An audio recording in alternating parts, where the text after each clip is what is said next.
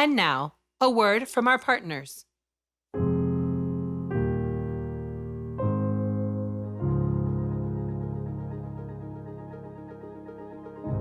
My name is Rosana Cuellar.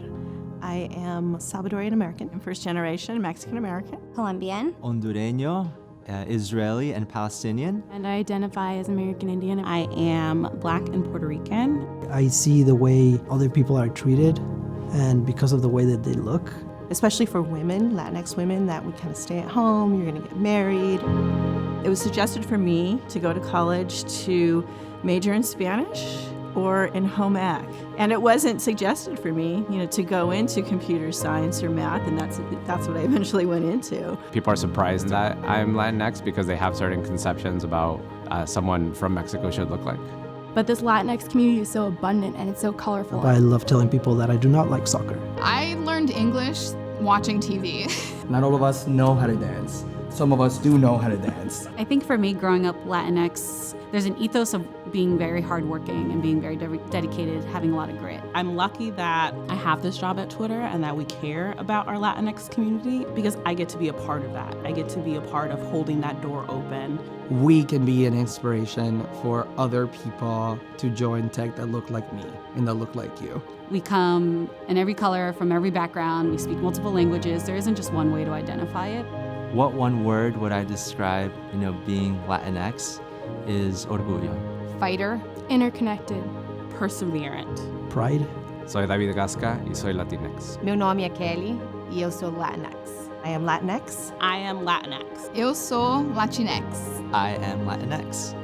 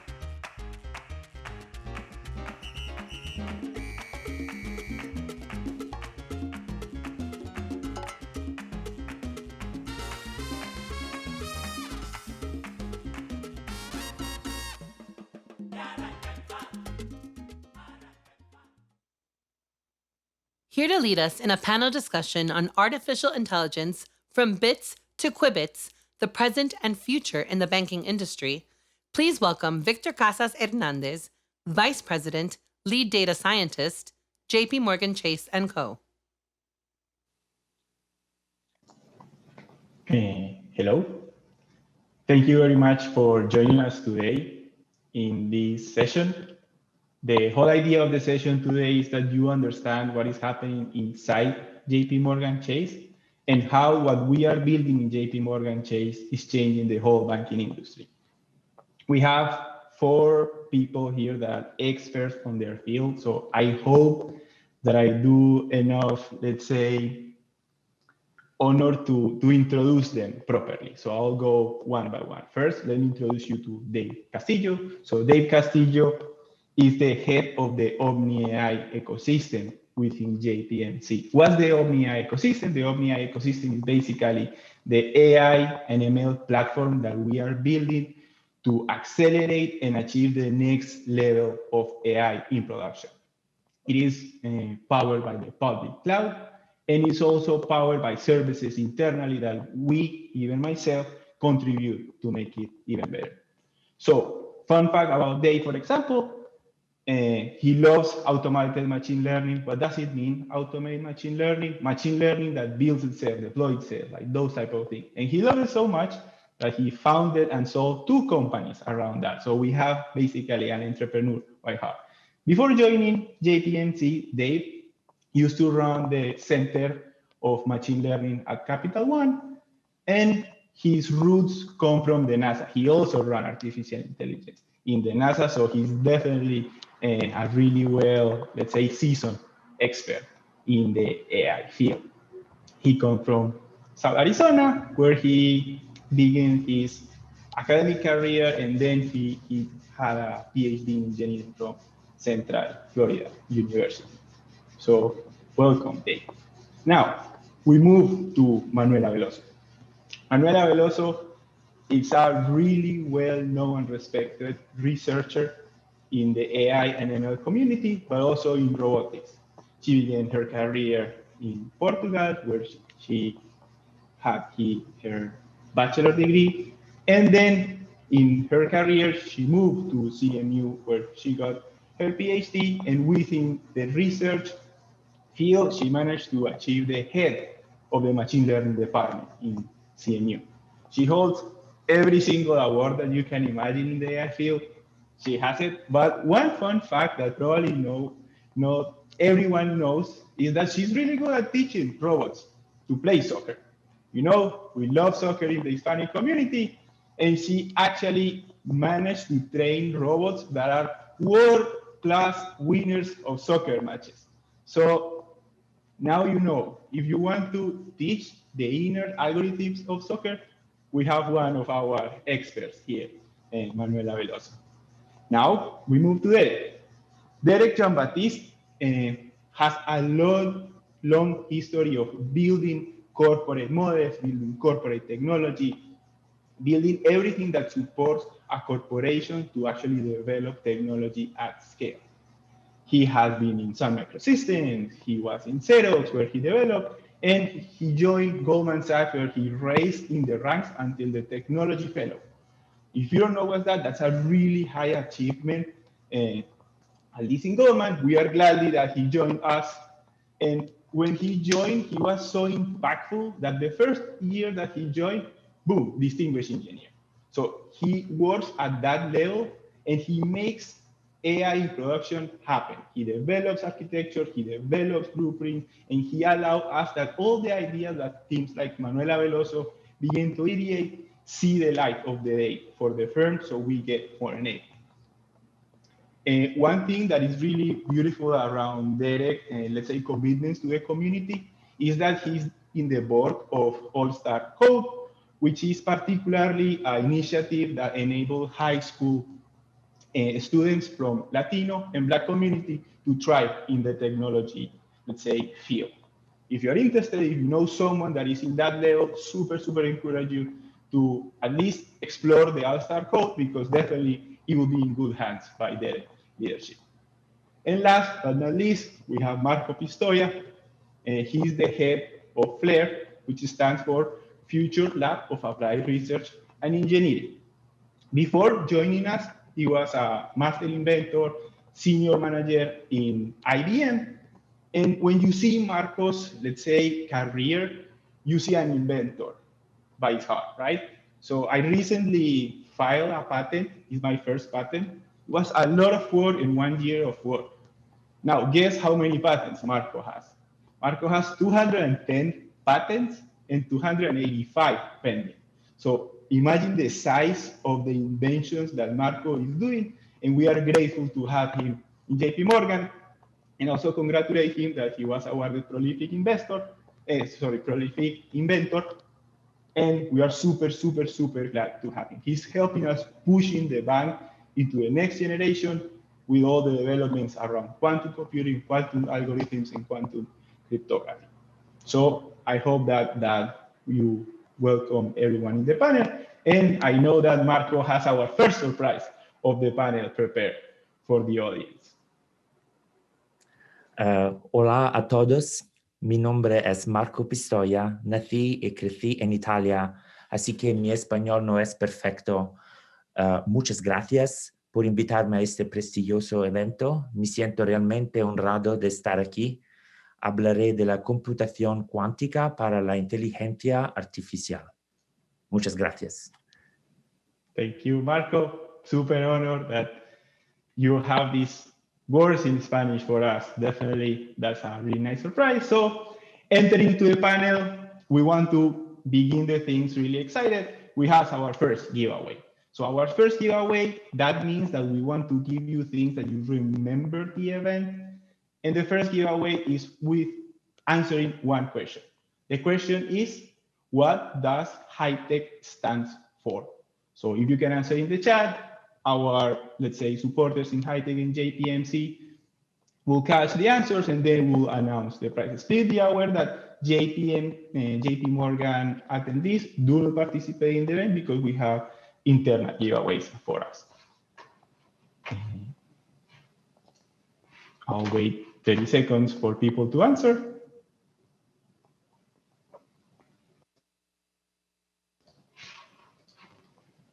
Okay, now let's begin with the basic discussion of the panel. So one of the things that we wanted to kick off the panel with is the recognition that AI has been a really, really important, let's say, paradigm shift in every single aspect of our life.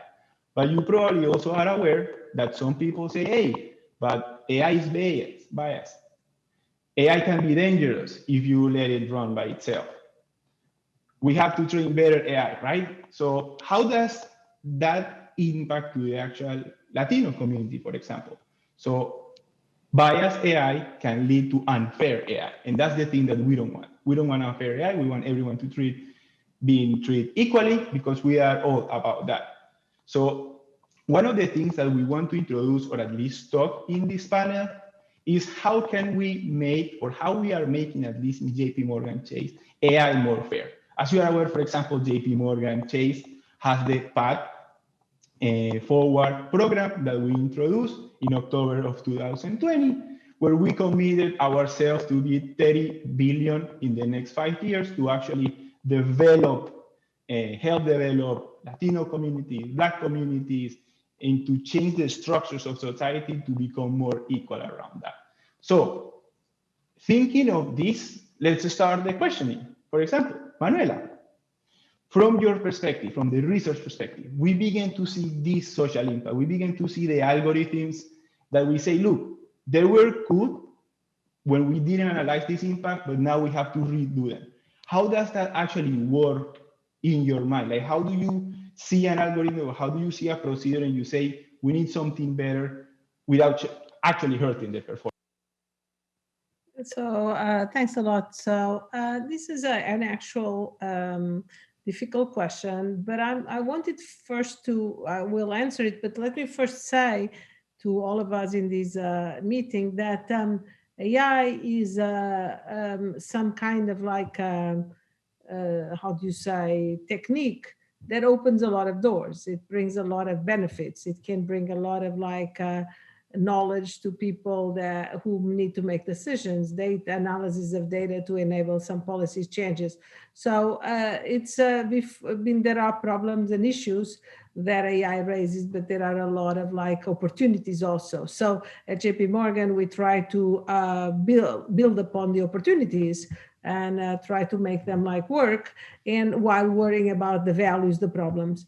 In order to really address problems of AI it has to do with a lot of the data that we use to train, the data that is eventually, how do you say, not well selected. So think about a large space of ethnic diversity and all sorts of like even financial diversity. I mean, there are so many dimensions, geography, age, ethnicity, richness, how poor and rich you are. So, and if you don't look at this space in a very kind of like smart way to train a machine, and you only select, just to explain, a small part of this. So if you only use people of a particular ethnic background, of a particular geography, of a particular age. So this means, from a technical point of view, it means that you are not sampling the complete space well. You are really just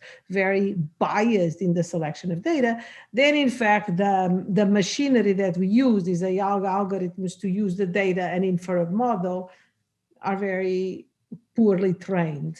However, recently also there has been research on showing that sometimes these biases are not just on the data, they are part of also the way we write the algorithms, the way we think about prioritizing variables, the way we think about putting thresholds in our code, in our AI.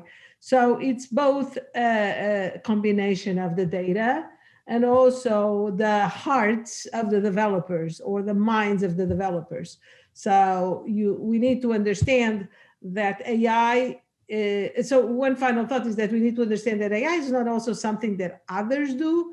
AI is what we do. So we are not spectators of AI, we are actors of AI. So it's not, doesn't make sense to point the finger at AI, because AI is the product of what we do.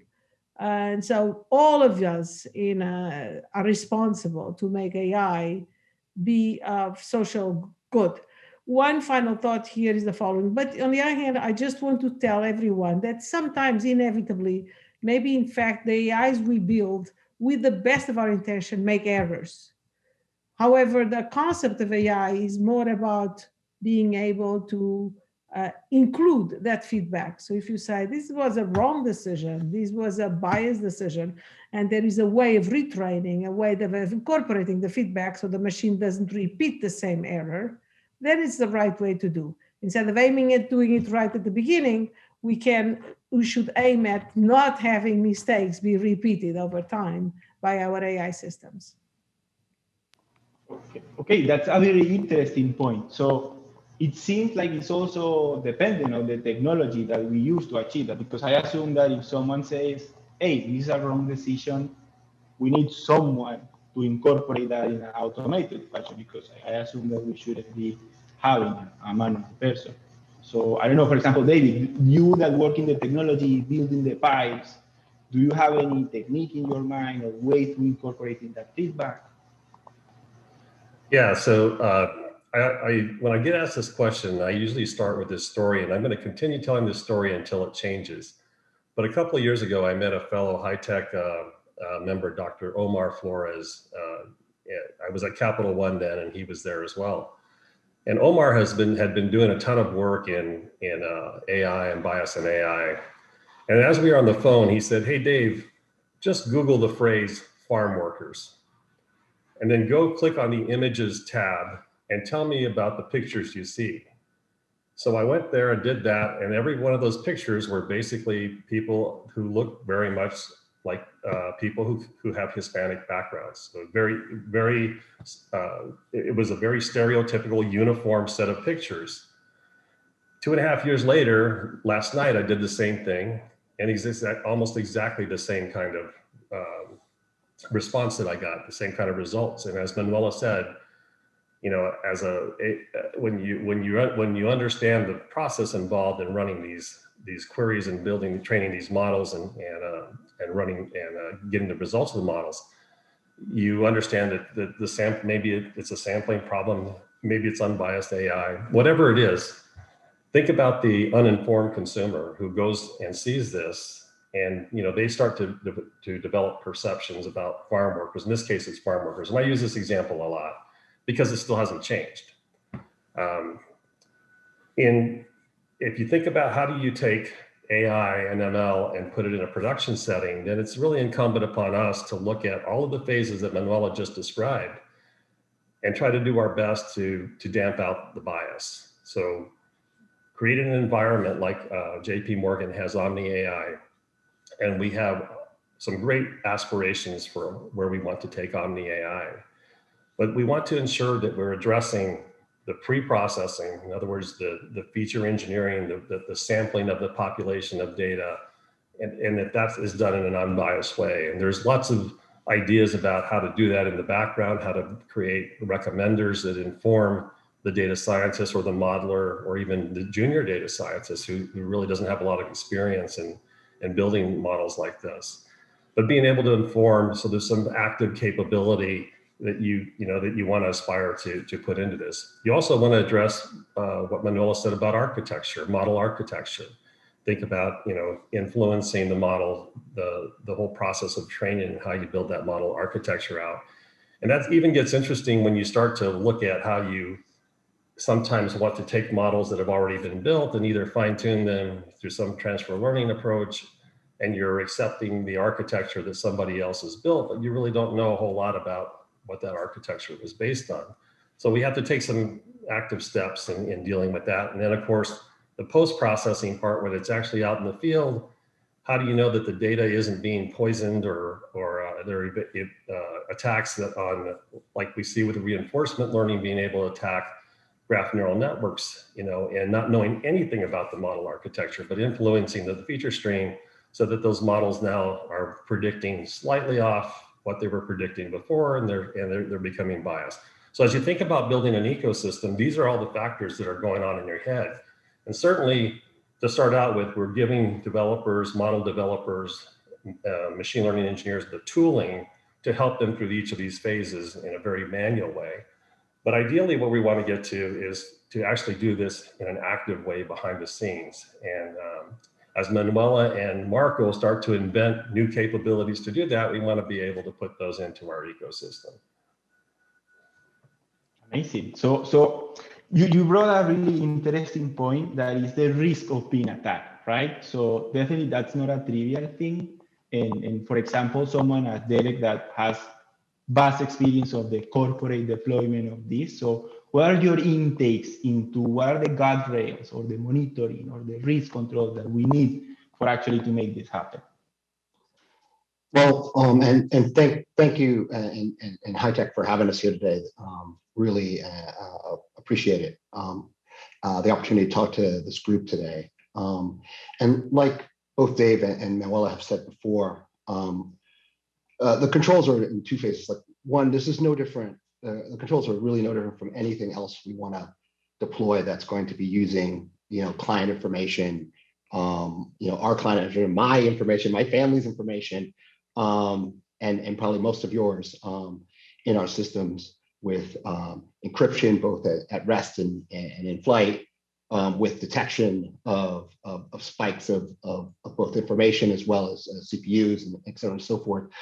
But the other things are more around controls in the front as well, making sure that you have the right kind of testing. And in the machine learning space, that testing is more than the testing we usually typically do in a just a straight vanilla kind of web application kind of situation, where you need to test to make sure that your model is performing exactly the same way it performed when it was built in a development environment to when it's actually deployed in a production environment. Because typically the data pipes in production are completely different than what were used in development.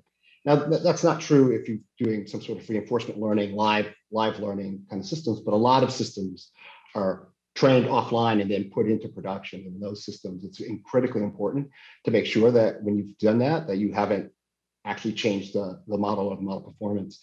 The other thing, again, as Dave was saying, well, just use OmniAI. No, I'm just kidding. But I'm not kidding, actually. He does say that. But the reality is that you need to have extensible architectures that allow you to continually to put the best of breed in terms of detection systems in both of your features, as well as the results that come out, the inferences or forecasts or whatever you want to call them. But at the end of the day, looking at both of those things are critical, and understanding your model's sensitivity to its inputs is incredibly important. But it's not just watching the features, but actually understanding the features, understanding the surface area for which the model can perform well versus not is critical to being able to protect it.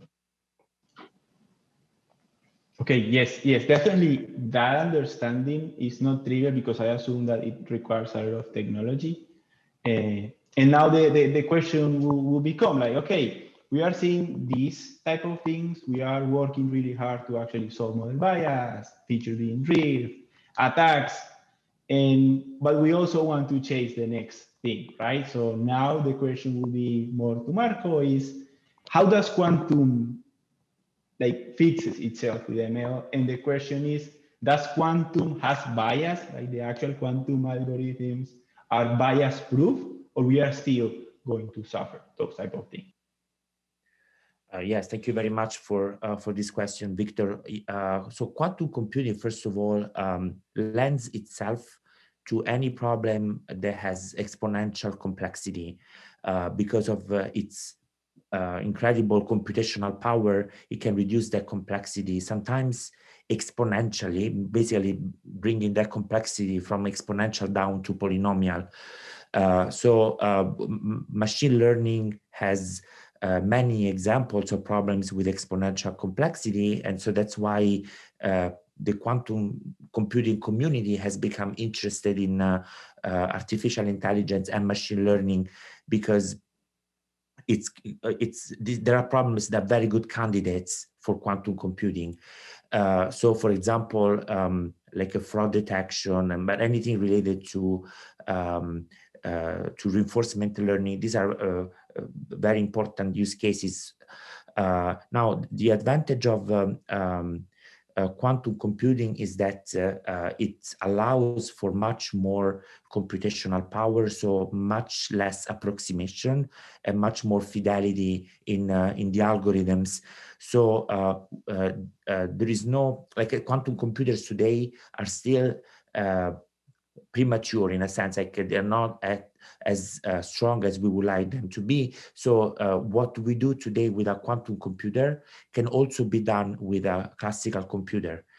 We haven't reached the point in which quantum computers surpass classical computers, and that will happen in about a couple of years from now. So it's not too far away.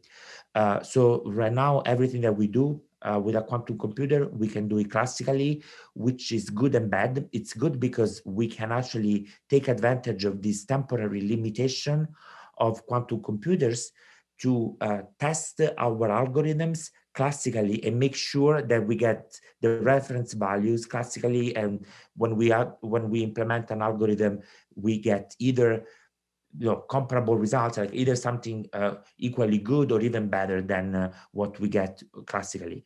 But eventually we want to come to a point in which we cannot use classical computers anymore for generating the reference values. So we hope that with its very strong computational power, quantum computers will allow algorithms to be more precise and to not suffer from biases. So we want to come to a point in which the algorithms are much more sophisticated and much more precise than what they are now. So I'm very happy because, like, as a quantum computing scientist, I consider machine learning like a great application for quantum computing. So having found Manuela in the company, for example, is great because I look forward to a collaboration between the FLAIR team in quantum computing and the AI research team in AI and ML, so we can really look at the combination of these two disciplines to find results that otherwise would not be attainable. Okay, that definitely, it's amazing, and I look forward for the production work of Manuela and you, Marco. And myself, being a practitioner, would be more than happy to be the guinea pig for everything that you guys produce and see if it works in the anomaly detection environment. That is the environment that I actually move myself in. So moving a little bit of topic of this, there's a question that is always posed into JPMC, like we see even Jamie Dimon saying certain strong words around fintech, right? So fintech is the disruptor, fintech is coming for us, fintech is the big tech.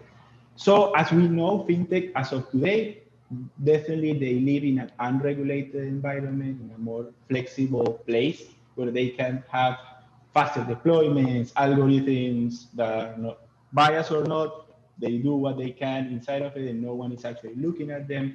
So definitely you as the experts in the bank are running the whole end-to-end pipeline. How do you see JP Morgan Chase competing with the fintechs? Are you afraid of being disrupted? Are you doing something? So this is open floor, so definitely I would appreciate who wants to jump in. Well, if I could jump in, first of all, I've had a couple startups, and I am fintechs before they were even called fintechs. That will age me, but the fact of the matter is I embrace disruption, and I think we probably, all of us on this call probably do. I think that's the great motivator that keeps us going and keeps us striving to get better and better and make the organization better and better. In terms of the regulatory landscape, I think you hit the nail right on the head. I think the biggest thing is really around data and how you use it, and the other part is around responsibility for the results of what your algorithms do. And I actually think that for practical purposes and at scale, you need to address these whether you're regulated or not.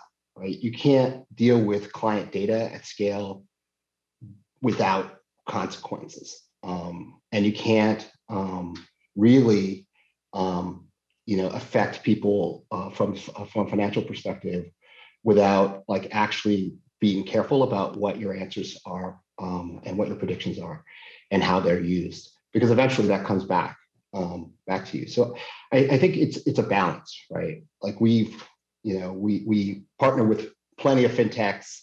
We utilize, we both buy from them and buy them, either way, to get the advantages of that.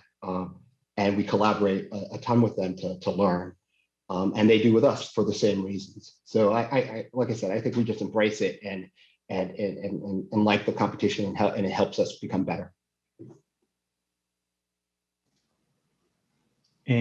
Yes, so definitely agree. Oh, I see Dave. Do you want to jump in? I know that you have experience in the fintech sector too. Yeah, I'll jump in. I think this is a great learning opportunity for us as well. Fintechs do something incredibly well that I believe we can learn from. They know their customers. They have the ability to understand what their customers are doing on their digital properties.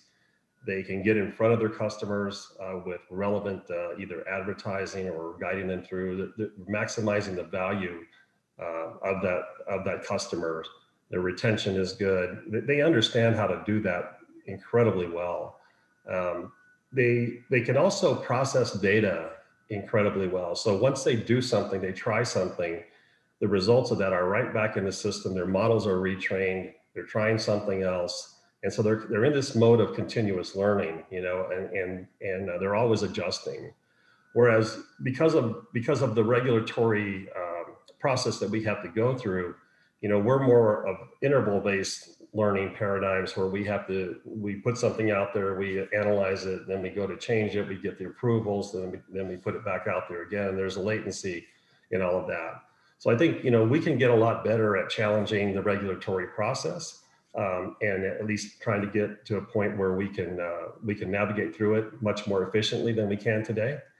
But I also think that one of the things that we have besides the data, which I won't touch on because I know Manuela and has probably some really interesting things to say about the data, but I do want to talk about a little bit about our ability to manage risk. The financial institutions understand risk, and they understand risk very, very well. And I think that this is a great opportunity for us to harvest that experience that we have and translate it into a machine learning AI paradigm, which we're already seeing. We've been doing some of that already, and now to do it at scale. the fintechs will get burned and then they'll learn and their models will learn. You know, they have to go through that phase. I think we have a much better, we're much better positioned to manage risk. Yes, I definitely agree with your statement. And JP Morgan has been here probably longer than my dad. So definitely we are talking of an institution that has been here almost all around. So definitely I do believe that at least our long history has teach us something that other fintechs do not have. I'm actually particularly curious around something more in the research space. Is in does regulated AI is a thing? Like, does research around AI that is regulated is a challenge for ideation of new things, Manuela, or do you think that that's as equal as other type of research? In the sense that I imagine an algorithm that you foresee that is going to be regulated. So do you come with the ideation of the algorithms with the constraints, or is just another algorithm? This is a very good question in the sense that when does the thinking about regulation occurs? So, I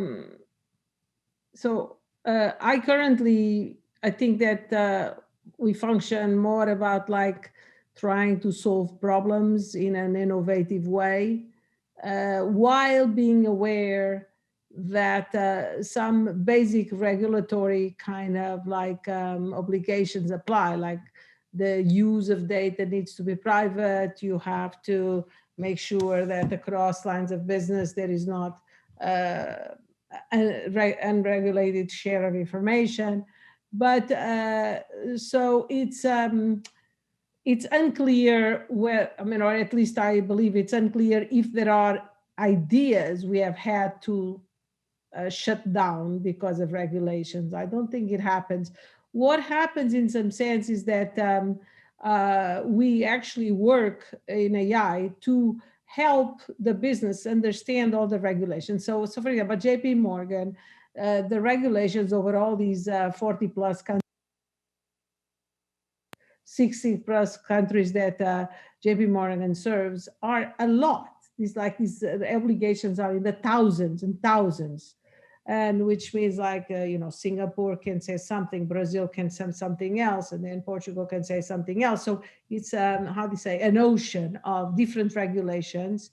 And it's hard sometimes for the business when we operate in concrete problems, the transaction from this place to this, what are the regulations that apply to that particular kind of like operation? And so trying to devise the right rules and provide support to JP Morgan to do it right. Sometimes it's the work we have been doing is like to create these mapping between regulations and execution, so you have to ask for all this information. You cannot ask this before that. And so our role in terms of AI research in terms of these areas also been to provide support to this very complicated world of regulations, which humans have a hard time traversing by themselves too. So that's what we have been doing. Now, there is a clear, issues that are highly regulated, like markets and not being able to do spoofing, or practice malpractices in markets, or being able to detect money laundering and fraud. So there are many things that from a regulatory point of view, or all the controls to make sure that everything goes according to the rules, are things that AI can help to basically, to basically carry in scale when there are many transactions, when we have payments like thousands a second. And so you have to understand that our goal is to build AI algorithms that alleviate humans from looking at thousands and thousands of transactions. And the difference is that at JP Morgan, you can look at all these transactions through, for example, rules. So we can write rules to alert us if the transaction is more than this much amount and goes to an account that it never went. Okay, let's first check it. And so there is the concept that all these machines, all these computing can help through these rules, through these methods that humans write to help them with their operations. But there is also this concept that, one step further, that these computers can help also understand more these rules and give guidance, not just the detecting of something that went wrong, but also support the correct execution. So I think that these regulation and AI and how far we push the regulatory is fascinating, to tell you frankly, because just think about, we talked about soccer, right?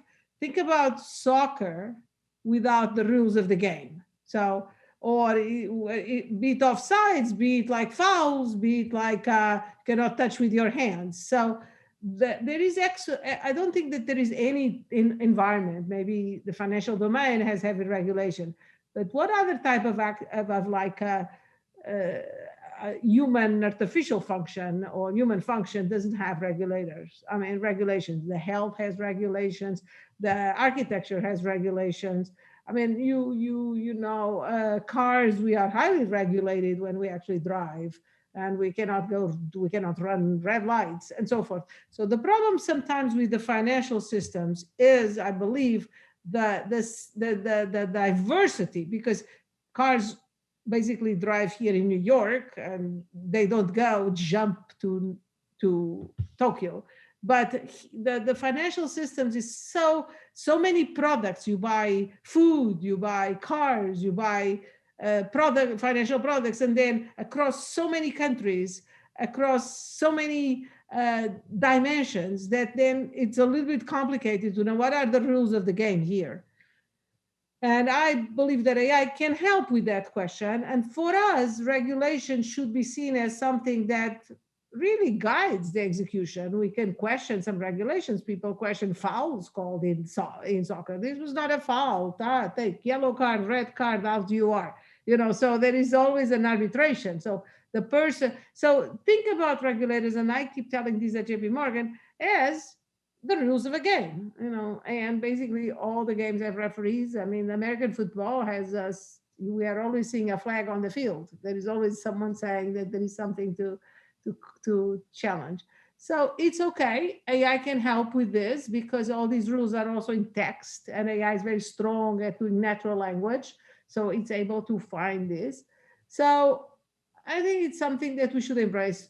One final thought is like this. What we would like to do in AI research, for example, at JP Morgan, is to have a way of separating the current rules from the time. So if tomorrow all the rules change, is that the machinery to check the rules, to map to the business, to check whether what's relevant, does not need all to be redone, so that eventually you build an algorithm that gets as an input the current rules. And if the current rules change, you still are able to have your algorithm perform independently of the current rules.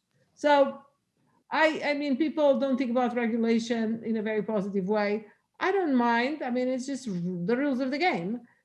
The hard part is so there are problems about like the diversity of all these rules, because this game, in some sense, these financial services, these services we provide to our customers, we provide through the whole world, and that makes the problem very complex. Oh, interesting.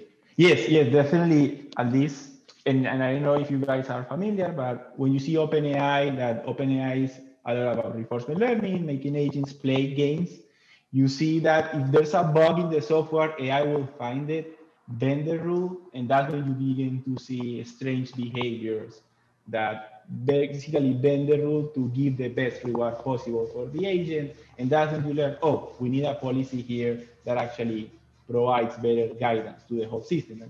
And that's kind of uncovering the rules that need to be there.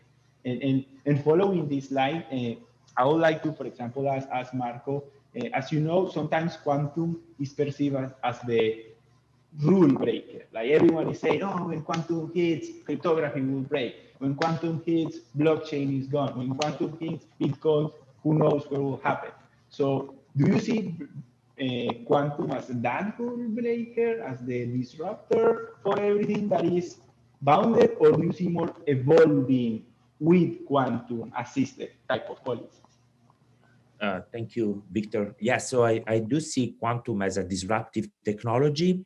It will change many things. And I also think that companies that do not embrace quantum computing now, even though quantum computing is not yet as powerful now as we would like it to be, but it has to be embraced now because company have to become quantum ready.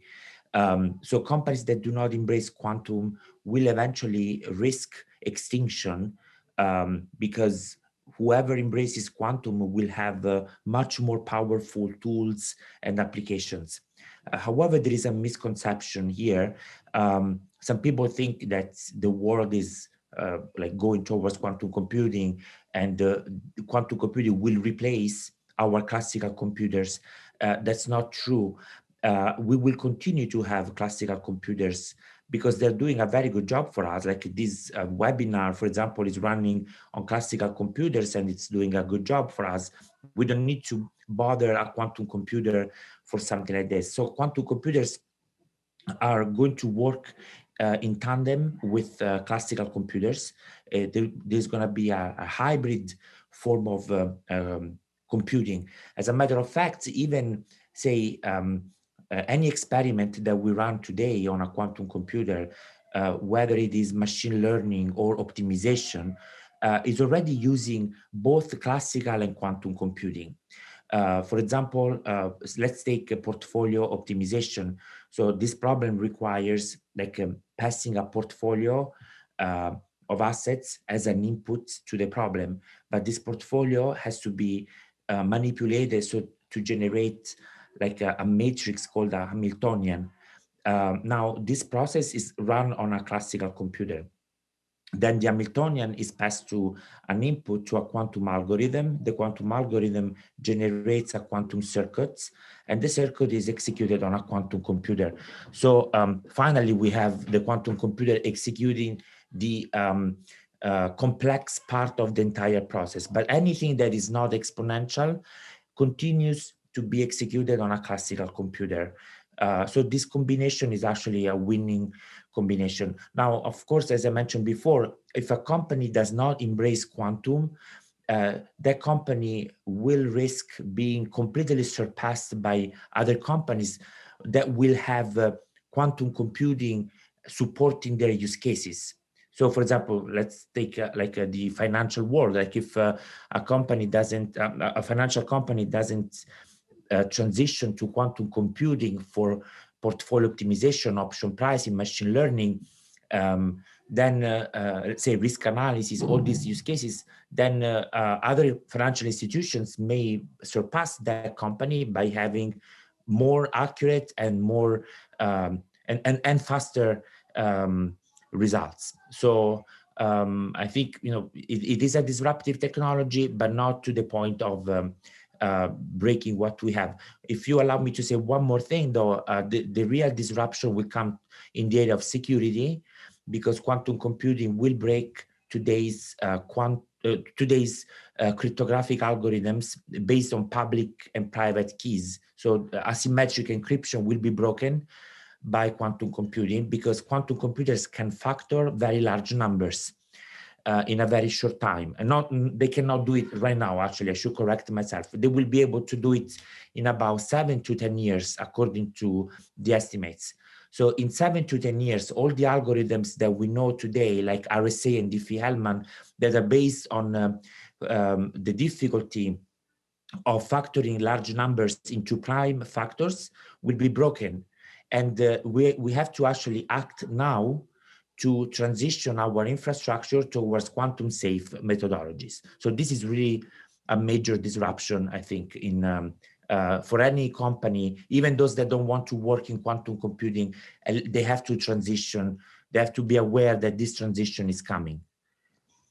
Amazing. Thank you very much for that. So now you know, if you are in a company, please ask your security people, are we investing in this? In 10 years, probably everything that is cryptographic based will break. So we want to be prepared as the industry wide. And one thing particularly, I love quantum computing. I'm basically a full-time learner, and so I restarted to study, and I'm taking courses and everything. So I want to just tell the audience, 3 weeks to 4 weeks when I was doing my courses, one of the laboratories is to teleport a bit. I know that sounds like, what, really? Yeah, really, like literally you teleport a qubit by an experiment that is called the Bell state. Like there is actually an experimentation that you can see how does entanglement work, and that is basically a teleportation. For me, it was like mind-blowing. Probably Marco has been doing this since he was 5 years old. But for me, the first time seeing that something and the concept of teleportation was happening was kind of super interesting. And now, moving into the Q&A session, we have a lot of questions and we are going to try our best to answer them all. So let's start on our first question. So our first question is going back to the topic of ethical AI. First, everyone is thanking you guys for guiding them, showing them the light around ethical AI, fair AI, and everyone is appreciating all these insights that you are giving. However, they're also asking, okay, but what are the actual systems or tools that will need to be in place to see that the bias is minimized? How do you know that the bias is getting addressed and getting minimized? So I open to the audience in order to see who wants to take the question. Well, I think it starts a lot with what Manuela was talking about at the top, which is a lot of the bias in all of these systems come from us, right? And the people who are actually creating the algorithms, that are getting the data, that are making the systems that create the data, who are taking data and making it available for our algorithms to learn. And so one of the things we need to do, and one of the things we need to see and continue to see, is more diversity in the fields that are touching this technology and making this technology available for everyone. And I think everyone here is very invested in that, and I think that's a big thing that's happening, it's changing, and needs to change, right? We all need to be focused on that. I think the second thing is you already see, and I'm sure Dave will touch on this, we already see many both research, but also startups and mid-sized companies and large companies, but really a lot of innovation in small and mid-sized companies into trying to start to tackle this with systems, right? And we look at companies all the time, and Dave makes those available to us as they get vetted and as they seem to be able to scale to our environment. And I expect to continue to see innovation in this, because it's not just important, but it's really vital in order for AI and machine learning certainly to grow equitably. There's also a lot of open source tooling you can use today, like LIFT, which is a LinkedIn tool, the Fairness Indicator by Google, TensorFlow, IBM's 360. There's FairLearn, there's Equitas, Scikit-learn. There's a number of tooling that you can use today to at least do the work up front. You have to know what you're doing in a lot of cases. But I do expect that there's going to be a fair amount of research in this area, and maybe Manuela, you can comment on where is this going. Sorry. So, well, let's see. I just want to very briefly say that it's a complicated topic, and the best thing for everybody to think is that we are at JP Morgan embracing it fully, one way or another, from data to actually having leadership that greatly values diversity and tries to be, the inclusion. I do have to tell you, and following up also on what Derek said, I mean, my team at JP Morgan, we currently are in AI research. We are basically my directors, I report to Guy Alan Ishu said one day, oh, Manuela's team is 50% men. That's good to know. Right, so it's an interesting statistics, and we bring also diversity about many issues. And we have worked on fairness in markets, fair lending, all sorts. We created a center for explainability of AI, a center of excellence. So it's the more we have these questions and the more we explicitly mention these topics, the more we leave to our technology developments and bring those types of concerns all the way to our teams and to our developments. And we have also very good discussions, and David knows about these, and Marco and Derek, and with the people at JP Morgan that care about society in general, and they inject into our thinking as technologists of all these values. So it's an ongoing, this ethical AI is an ongoing concern, but on the other hand, it cannot also stop us from making progress. And like I told you, the secret in some sense is to always think that the chances that we make the right AI system are low, are not really high. We are trying to increase them, but there will always be mistakes. But if we have a way of improving over the mistakes, then we are in a better path than if we kind of have rigid systems that we believe are doing very well, and then there is no way to improve them. And so the magic here is to, and I believe for me, the magic is always to try to make systems that improve over time with feedback and that eventually converge to being better and better. And that's not many approaches do like this. They try to combine all the data, they train on the data, and they look at AI more as a one-shot kind of problem. I think it's more of a continuous learning problem, and including for ethicals. Okay. Thank you very much for the answer. Now, second question has come is around stability and security and technology. How do you use AI to actually protect an enterprise? How do you use AI, or how do you use analytical techniques to actually help into the stability and security of technology? You want to answer that, David? Yeah. So the way that I'd answer this one is that, anomaly detection has been around for quite some time, and being able to predict how stable your systems are, that's not a new problem. It's, like I said, it's been around for a long time. I think what's interesting, what's happening now is that our ML systems are a lot more complex, and their behaviors are sometimes unpredictable, using the kinds of techniques we were using before. So we're starting to see more sophistication in terms of our algorithms and trying to be more in a situation where we become more proactive and determining how do we anticipate something that is going to become unstable. And stability doesn't necessarily mean a system crashes. Stability can mean, there's a performance of my model that is not consistent with the way that it's been over the last several weeks. Maybe it's starting to drift or something like that. And there's a whole area of model operations, ML ops, it's called, that has emerged, and they're applying ML on ML. And so the same thing with security, just trying to apply machine learning and AI to really get in front of security. And Derek, this is probably an area that you're close to as well.